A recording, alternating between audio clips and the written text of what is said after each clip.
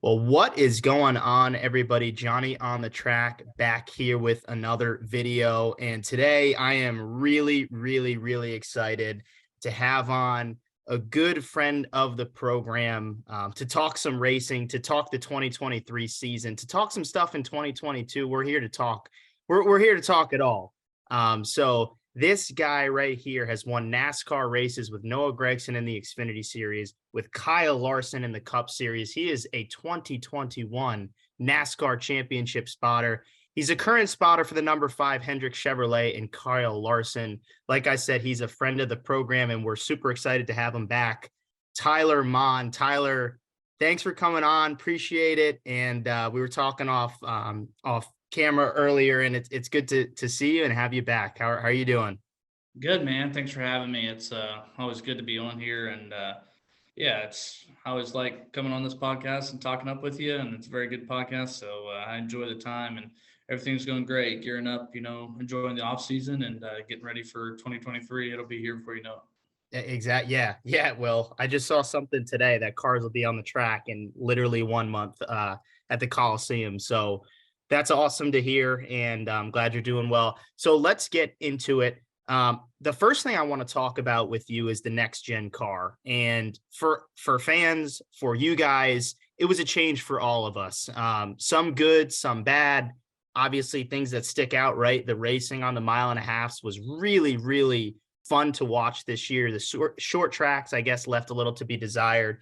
The safety also, concerns there, left a lot to be desired. So we hope we see some changes this year. But from a team perspective with you guys, do you believe after a year of the next gen car that you and the team are familiar with it, or is there still a lot that you guys have to learn from this car? I think there's always something that you can learn from it as the season goes on and progresses. I think a lot of people found out throughout the year, last year, that people came on and found a lot that people haven't yet, Yeah. and it brought, we had 19 or so many different winners, which was good. That was good for the sport. But I really think that eventually what will happen is the guys will rise to the top. The teams will end up finding out. And I think we have a good, thought on it. I felt like I think our playoff run was good. I know we didn't make it to, the final four, but I just think, we hurt ourselves is what we did as a team. But I felt like we performed good. We had fast cars. We did our jobs. We just, luck wasn't on our side, stuff like that. I think the guys will learn a lot more, and I think people will catch on. And I think you'll see the guys like Hendrick Motorsports and some of these guys start standing out instead of having, maybe 2 to 3 wins. A lot of these guys could now have, 5 to 6 or so like that. So I think that's a thing to look forward to. But I think we have a good. I was excited for the last 5, 10 to 5 races. I think we all had hope, and I think we were excited. And I think if we wouldn't have got knocked out at Charlotte, we would have won Homestead and placed ourselves in Phoenix for the second year in a row.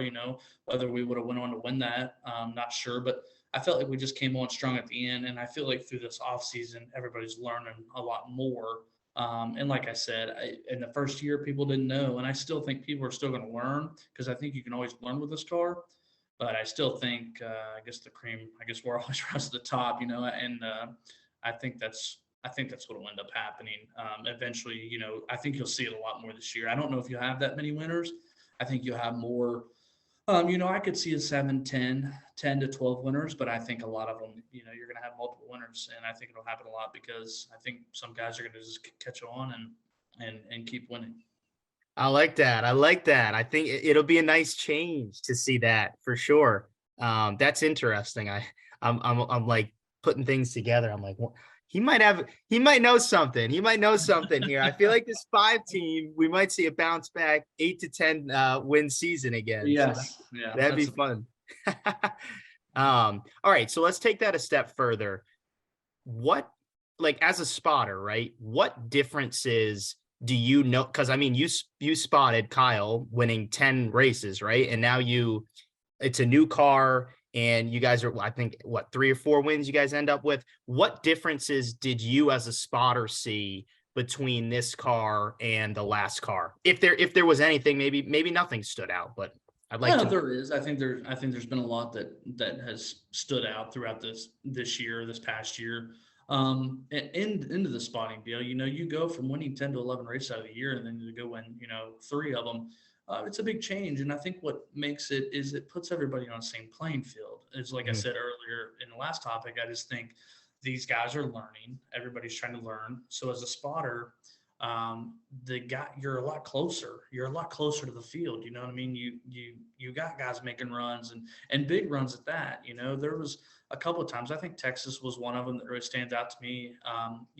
Brad Keselowski had a huge run on us. I missed the block, but if we make that block, who knows? You know what I mean? It Mhm. might, um, as big as these runs were, they're a lot different than what they have been. And it's harder to pass. I feel like Yeah. it was hard to pass in this car now. You get tight when you get right behind somebody, and um, so I think that's a lot of it. I think I just feel like you have to be on your A game. You have to work way harder. You have to study film weight. And that was another challenge for us this year is you could go back and look at a 2021 race film wise, but what were you really getting out of it? You know what I mean? Yeah, It was yeah. more as you were racing double races throughout the season. When you go back to Richmond and you go back to Texas and you go back to these other racetracks with this new car, you're like, okay, well, we already have a race there, so now you know what to look for or gear up for.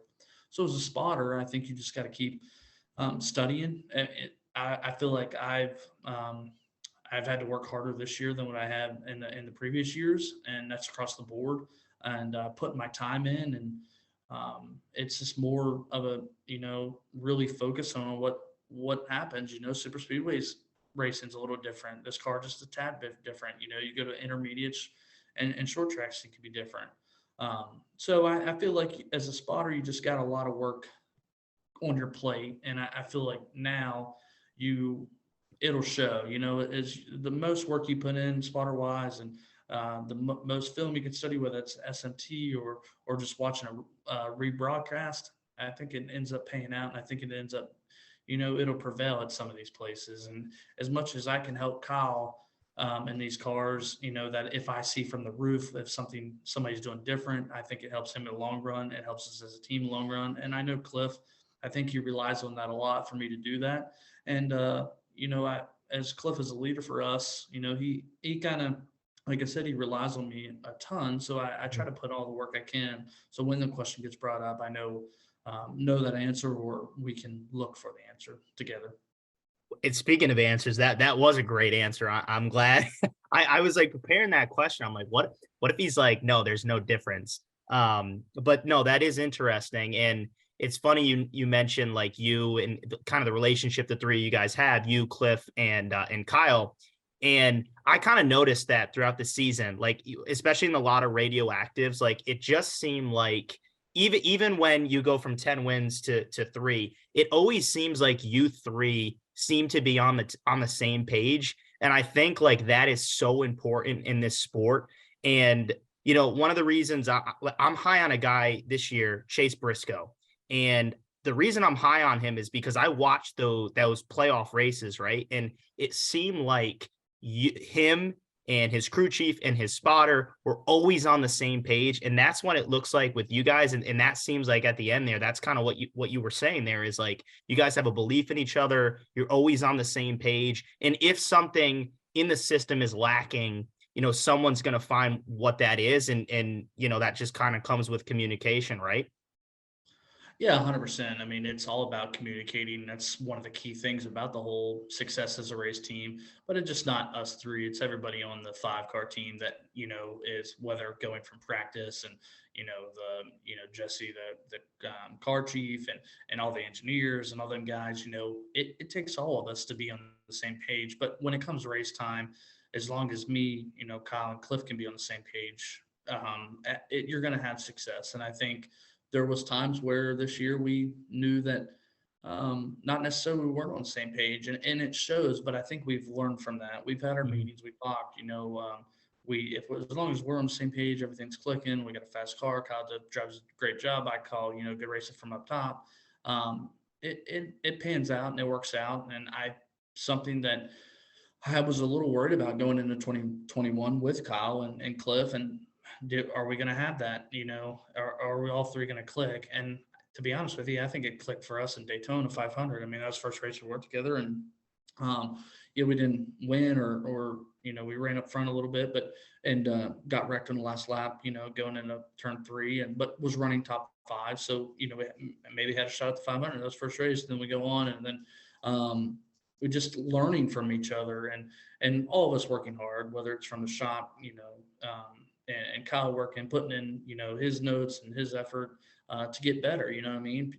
He's one of the greatest, but he puts in the work, and it shows that. So, um, you know, between me, him, and Cliff, just talking and being on the same page before the race even starts. We have a meeting every race before, and that way everybody's on the same page. And then when race time comes, and me and Cliff's communication on Channel 2 is huge for us to know that we're on the same page. So yeah, it's good when all three of you click. And there's a lot of teams, like you said, Chase Briscoe and Johnny. I think Johnny Klausner is crew chief on that, and Joey Campbell spotting. I think it ends up being it works out really well for them, and it showed in the playoffs, and it showed for us towards the end of the playoffs and Yeah. everything else. And we've clicked all year. It's just luck wasn't on our side. You can look back at the Coke 600, and we were it was probably one of the worst race for us, and maybe the best race towards the end. And then at the end we lose it with the Conch come out racing with Chase Briscoe. But yeah, communication is key for success for this team, and and that's huge everywhere, and just not in racing. That's all across the world. So one of the things I also wanted to ask you about was, we've all seen this from a fan's perspective, and I'm sure you've seen it from a spotting perspective, but do you feel like drivers have started to really drive more aggressively? I have seen it. I feel like you guys probably have seen it too. I think a lot of it has to do with this winning you're in mentality. And to be honest with you, if I was behind the wheel, I probably would feel the same way. Like that's how you get into the playoffs. That's how you advance. Winning you're in. But I look at one of the big moments of the season last year was you guys getting it. Kyle and Bubba getting into it. You look at Briscoe's move on Reddick. Those road course races seem to be just like, havoc basically. But I wanted to know, like, do you see it in terms of aggression levels? Kind of, it's spiked up a little bit, and then if so, like, what do you have to do to prepare for something like that? Like when you're going to a road course, I assume like, okay, we're going to be bumper to bumper, door to door, like throughout the duration of the race. So like, I assume there's something else that has to go in it from a spotter's perspective. So I don't know. I just wanted to get your thoughts on that. Yeah, so it puts you on your feet. That's for sure. One thing that Yeah. it'll do, it'll make you be on your feet, and it makes you pay attention way more than what you probably have ever paid attention for. But it has showed aggressive because it's putting everybody on a playing field now. That, like I said earlier, you have 19 winners. Hmm. When it's aggressive, and it got aggressive in the big end of the year. These guys racing hard, and they want to get a win because I feel like in the beginning of the year they're even looking at it like this could be the year that we're going to have more than 16 winners make the playoffs. And that's Yep. exactly what happened. And then when you get to crunch time, you get around that cutoff race around Daytona before and stuff like that. It gets even more aggressive. We have to win to get in. You know what I mean? We're going to have more winners. So now you got to look at your points and stuff like that. So the aggression throughout the whole year, it was super aggressive. There was multiple times where we were put in a spot or incident because somebody driving aggressive, and Kyle had to be aggressive. Vice versa. It works both ways. Yeah. So as a spotter, I think you got to be prepared for that. You got to know, okay, um, if they're 3 wide in front of him, or even 2 wide, and you just got to know in your head either the guy behind you is going to put you 4 wide or 3 wide, or Kyle may being aggressive, he's going to make it 3 or 4 wide. So you got to know that, and that's happened a lot this year. I mean, things that you wouldn't think that would happen ended up happening because how Yeah. aggressive the drivers have been, and just putting us in tight spots. And the whole, us um, with Bubba Wallace at Vegas, that was aggressive. That's what that Mhm. was. I mean, it was we put it 3 wide, and we just got tight off the corner, and never got into Bubba. We took the air off of him, and he was gonna hit the wall. You know what I mean? So it was we just drove. If we look back and we don't put it 3 wide, that probably never happens. But that shows the aggressive, and it's just like Chase Briscoe with Tyler Reddick, and even with us at the Coke 600, he got to his inside. He spun himself out. Never got into us, but he had to go aggressive because he felt like an extra win was going to help him. He already picked one up at Phoenix earlier in the year, so an extra win would have helped him, for playoff points and everything else. And that's key right now. People are looking at playoff points and wins. You just not necessarily wins, but you get your stage wins and stuff like that. So that's where it gets aggressive. If you're have a shot to go pick up another point in a stage on a last lap, you're going to be aggressive. So every point counts, and we showed that. It got down to Charlotte, we took ourselves out, but it came down to 2 points. If we make that 2 points somewhere up in the season, we don't deal with that spot. So it's just little stuff like that. It's it's all about. It's been super aggressive, and I like it. There's nothing wrong with that. I I like the agree. reason. I like watching it. I like being a part of it. It's been with me, and it's just not on the Cup side. I think everywhere across the board, Xfinity truck and stuff like that. But just being a spotter, you got to be on your feet, and you got to know what to call, because you got to expect that guy to put you 3 or 4 wide, or that guy to make a move and be ready for it. And if he don't make that move, you're still prepared for it, whether he makes it or not. So that's the biggest thing. For sure. No, and like you said, I mean, I've enjoyed it, to be honest with you. And I know, some people can be critical of it and criticize it. And I get that because I don't know. I mean, look, I watch races back, right? Like when NASCAR is doing their greatest races, some of the best guys of all time were aggressive drivers. And has, it spread to more drivers being more aggressive, meaning like a collection of more drivers. Yeah, absolutely. But look, it gives you something to watch. And, whether you like it or not, 19 winners, that's almost half the races are having a different winner. Like that is entertaining. And that has to do with, again, back with this fact that if you win, you're in. They gave you a new car. That's kind of a level playing field. And all this stuff has stacked up. To me, last year, I think watching that was one of the most entertaining seasons you could ever watch because look, I'm an Almirola fan, right? And I'm a Logano fan. I'm a fan of a lot of the drivers, but I use those two an example. Logano, the champion, a guy that won 4 or 5 races. Almirola, a guy that was fighting for wins. But at the same time, like that was why it was really, really cool and fun to watch every single weekend last year because Eric Almirola had as good a shot to win, most tracks as Joey.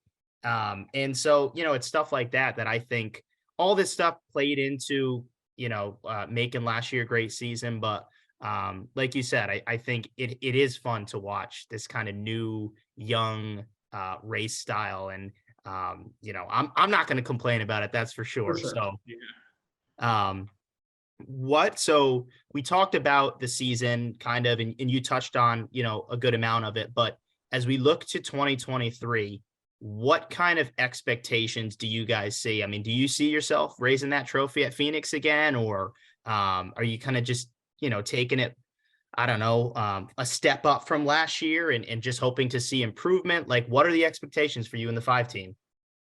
I would say be in Phoenix winning a championship. I mean, I don't I love have it. any.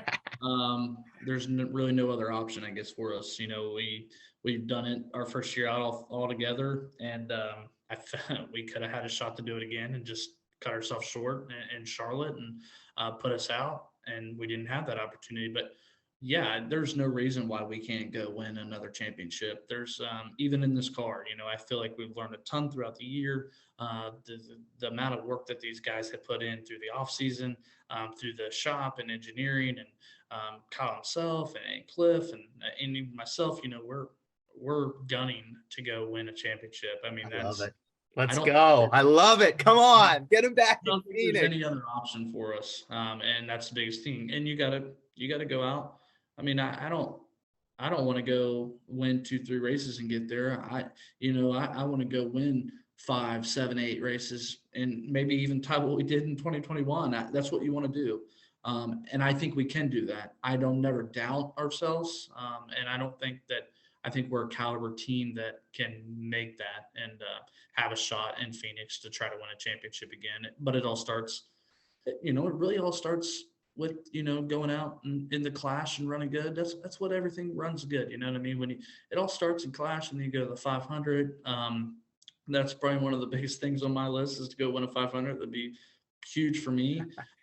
But every race we look at, I don't think there's going to be a race where we show up that they're not talking about the five and Kyle Larson and Hendrick cars, race car and having a shot to win a race. Because thought, I truly believe we were like that in 2021. I feel like we had our times in 2020 or yeah, this past year. And I'm gunning for it. So championship, that's what I'm saying. That's what Let's I'm looking go. for next year. Let's go. I And love I it. don't I see love it. anything different. And if we don't win, I think I might be a little disappointed. For sure. I mean, you've tasted what it feels like. You know how to do it. You know what I mean? And so that's added motivation. That's added to everything, right? So I love it. That's I think how it should be in all these teams. You want especially like I said, I mean, you guys know what it's like to be on top. So why not go do it again?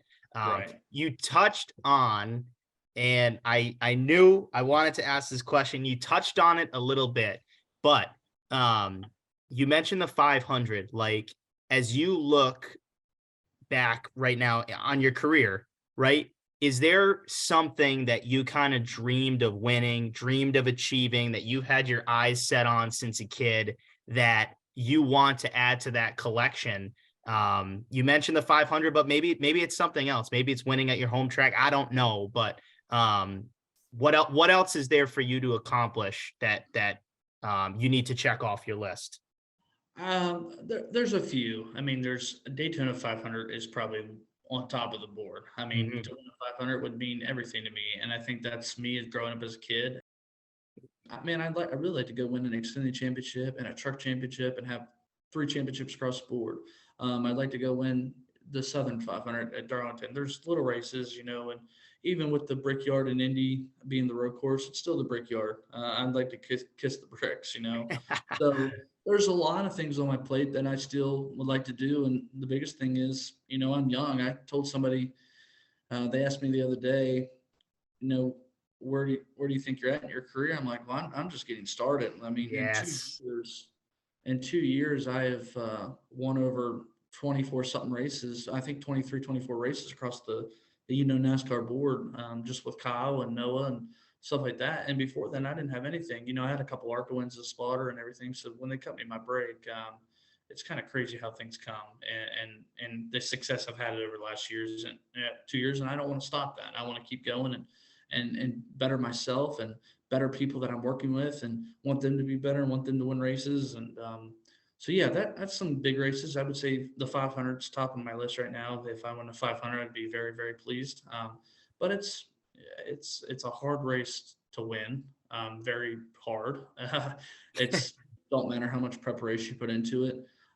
Something can always get you at the end or not put yourself in the right spot at the right time and surviving the race. Mhm. You gotta be there off a turn 4 to even have a shot. And you can't get yourself in the big one. You can't put your issues, before you gotta be there, right at the end off turn 4 and have your shot either making a move or blocking or something like that. So, and I know Cliff has always told me in super speedway racing, he don't care what happens through the race as long as we're right off turn 4 and we still have a shot. So that's the biggest thing. And I think it puts in my head to keep Kyle in good position and keep him out of wrecks and keep him safe and not put him in a situation where we don't have a shot to go win the race. And I think he relies on me a lot about that. Mhm. And so there's a lot of preparation for super speedway racing. The 500 is obviously a ton of preparation just because it'd be amazing to win, but all the super speedway races you put just as much in,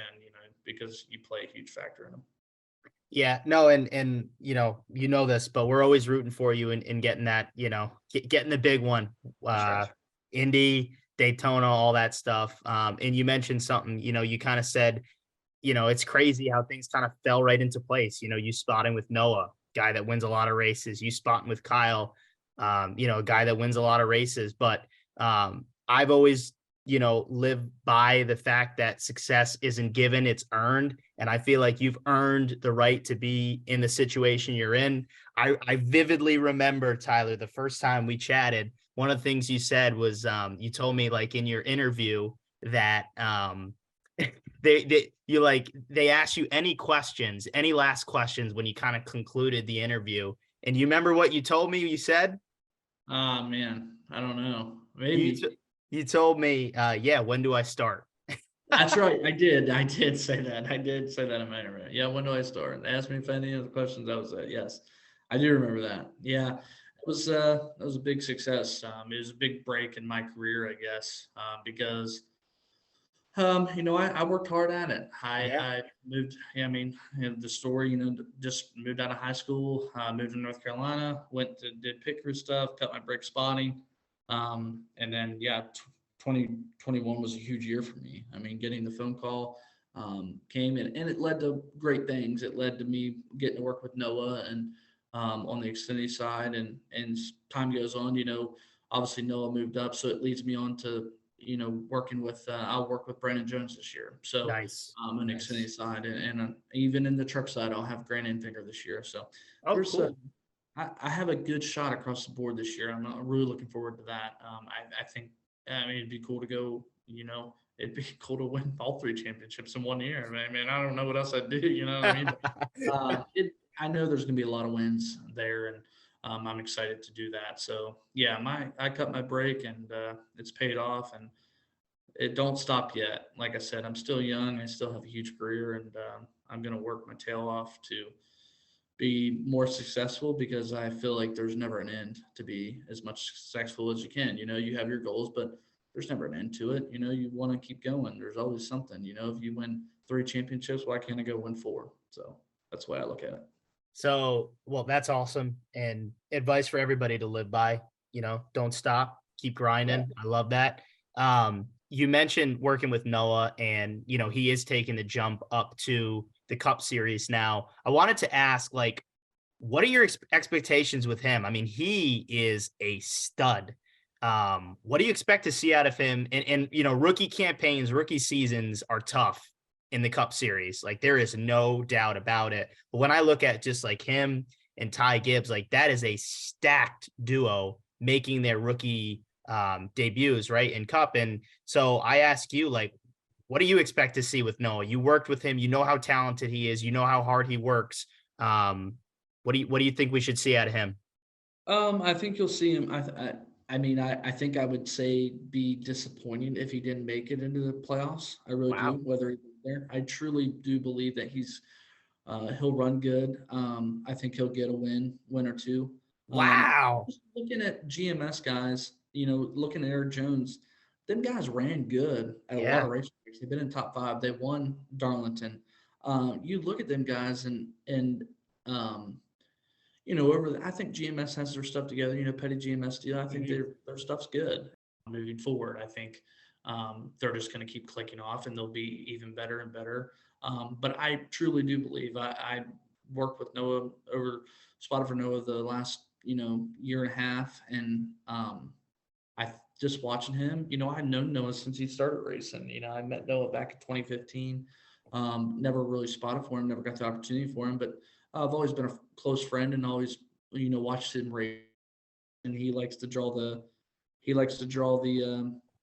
fans in. He's a fans guy. He brings them all in. Like I said, his personality is like no other, and he's definitely very, very talented. And I wouldn't be surprised if he went out and won a race or two, and it wouldn't surprise me at all because I think he has the talent, and he's ran the Cup car this year, for colleague and filled in for Alex Bowman when he was hurt. So it's not like he's never been in one.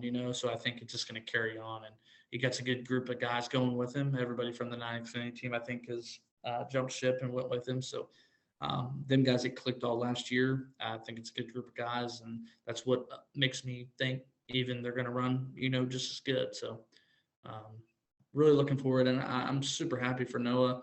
Noah's been, like I said earlier, a huge, great friend of mine, and I can't be more happy for him and his family and everything. He's put in the work. He continues to put in the work, and he'll have great success throughout the years. I can't wait to see it. I'm a big fan of his. Like you said, he knows how to capture the crowd. The Right. dude's a stud. He's fun to watch, and I think. Look, one of my good friends, shout out Will.